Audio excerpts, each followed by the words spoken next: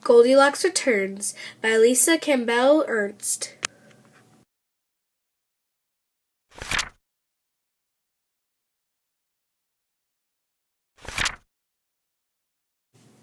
For Allison, Goldilocks Returns by Lisa Campbell Ernst.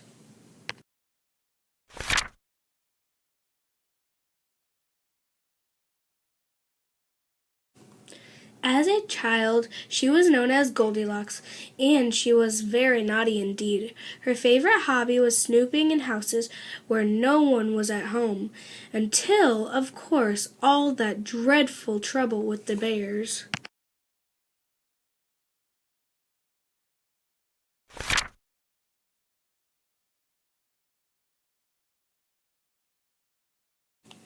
Then Goldilocks grew up, and the older she got, the worse she felt about her horrid behavior. She shortened her name and pinned up her curls so no one would recognize her. Goldie opened up a shop to help people protect themselves against snoops. But no matter how she tried to leave her life of crime behind, it haunted her day and night. Goldie had nightmares about bears. She cried at the mere sight of a teddy bear. Her customers even began to look like bears. "I can't take it any longer," she sobbed at last. "It's time I get things right." Early one morning, Goldie loaded up her truck, turned her shop sign to closed, and zoomed off toward the deep, dark woods.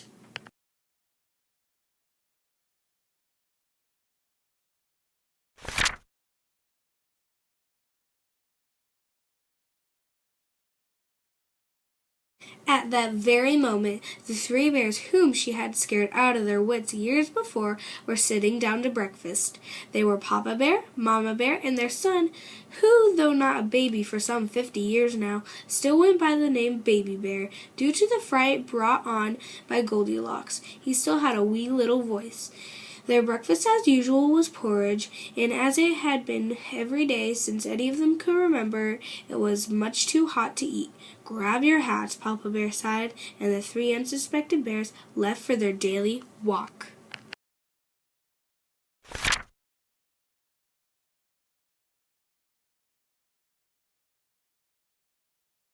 No sooner had the bears left than Goldie screeched to a stop in front of their cozy cottage. "It hasn't changed a bit," she gasped, strapping her tool belt on.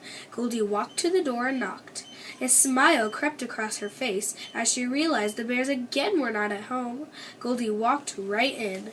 "I'll fix that," she said, chuckling. With a drill in one hand and a screwdriver in the other, Goldie swung into action. Moments later, the bears' door was laden with the finest in locking hardware, padlock, double bolt, and the secret anti-snoop lock she used in only the most serious cases. "Won't they be delighted?" she crooned.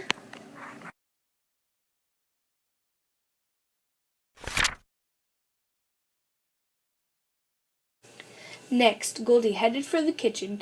There sat the three bowls of porridge. "Ish," she said, "it's that same goop as before." Goldie emptied the bowls in the sink. "They won't have to eat this nasty-tasting stuff anymore." And she set out for her special fat-free rutabaga breakfast bars and cans of tart and tasty celery juice.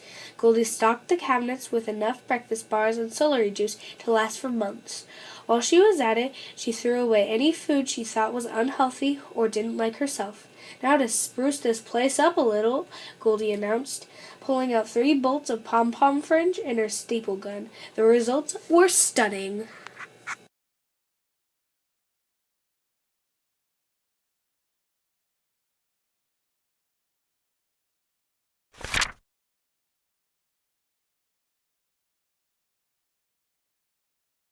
Feeling better already, Goldie burst into the living room. "Egad!" she cried when she saw what Baby Bear had made from the pieces of his broken chair. "Nothing a little hot glue can't fix." She whipped out her glue gun, and in no time the rocking horse was a chair again. "Good as new," Goldie said. "No better. Now to fix those other ghastly chairs." Even after all these years, Goldie still judged Mama Bear's chair too soft, Papa Bear's too hard. The stuffing was quickly moved from one chair to the other. Goldie hung hoity-toity drapes, scattered pillows, and covered all the furniture with shiny plastic covers. "Perfect at last," she declared.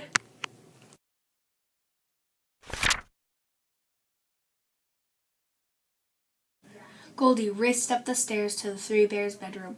"Good gosh," she said, testing the beds of Papa Bear and Mama Bear. "Just as I remembered. Too hard, too soft." And before you could say Rip Van Winkle, she had adjusted the stuffing to her finicky liking.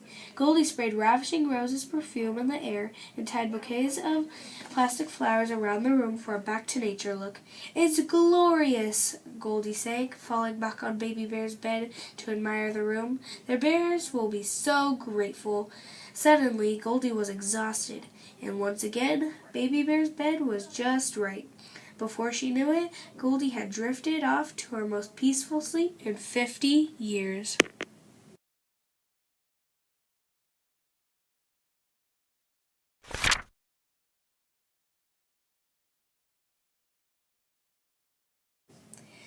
The bears, meanwhile, were finally returning home from their walk.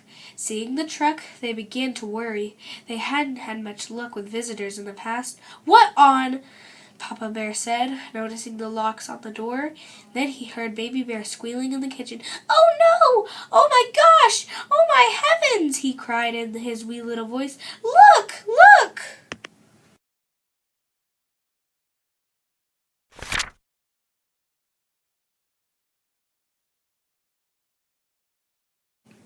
With jaws dropping and eyes popping, the two older bears did just that. Papa Bear snarled at the sight of the table and bellowed in his big, deep voice, "Someone has taken my porridge!" Mama Bear nodded.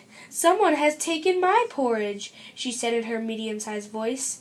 And Baby Bear, discovering the mess in the sink, cried in his wee little voice, "Someone has taken my porridge, and they've thrown it all away." Memory told the bears to race to the living room.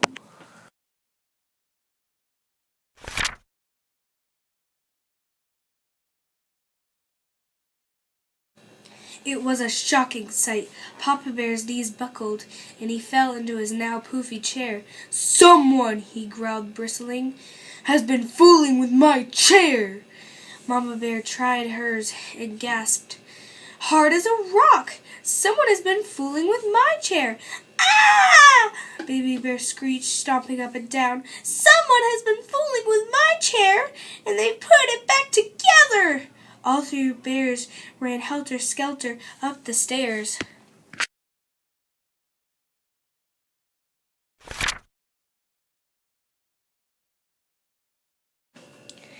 "Pee-you!" Baby Bear gagged. "What's that smell?" "Ravishing Roses," Mama Bear read, picking up the empty bottle from the floor. The two older bears did not even check their beds. They knew where to look. What they saw made their fur stand on end. Baby Bear began to tremble. "She's back!" he wailed, hoping it was all just a nightmare. "Someone's been sleeping in my bed, and here she is again!" And at that moment, Goldie's eyes popped open.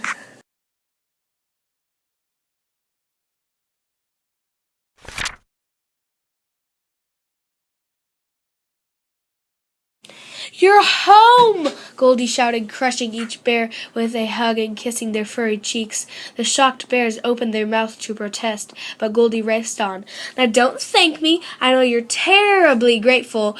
But after all, I was the one who caused the trouble to begin with. Of course, I've more than made it up for that."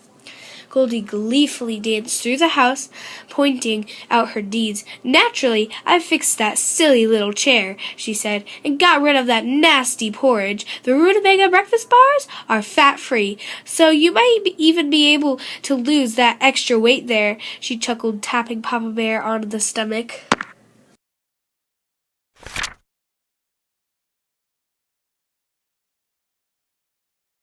A growl began to grow in Papa Bear's throat, but before he could get it out, Goldie tossed him the keys to her fancy locks, hugged them all again, climbed into her truck, and was off. "Wait! Come back!" yelled the bears, but it did no good. As her truck rounded a curve in the road, the bears saw a flash of gold. Goldie smiled, unpinned her curls, and shook them out in the breeze. The dazed bears slowly turned back to their cottage. They moved awkwardly about their fancy schmancy house. They couldn't eat, couldn't get comfortable in their own chairs, and so finally went to bed. No one slept a wink.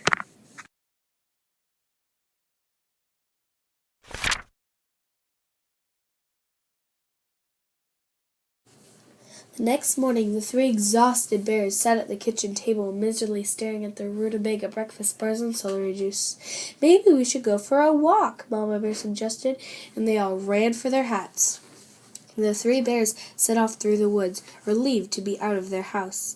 But just then, Baby Bear spied something through the trees. It was a very mischievous-looking little girl, skipping along the path that led straight to their cottage. "Oh, no!" he panicked. "Not this again! We didn't lock the door! Quick! Stop her! She might eat our food! She might mess up the fancy things! She might break my chair!"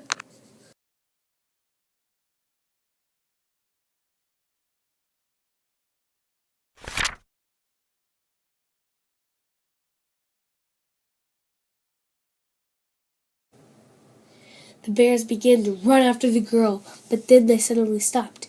"Eat the food?" asked Mama Bear. "Mess up the fancy things?"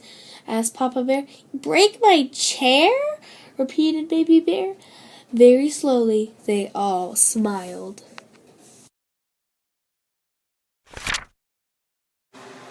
And then, turning around, the bears happily continued on their walk.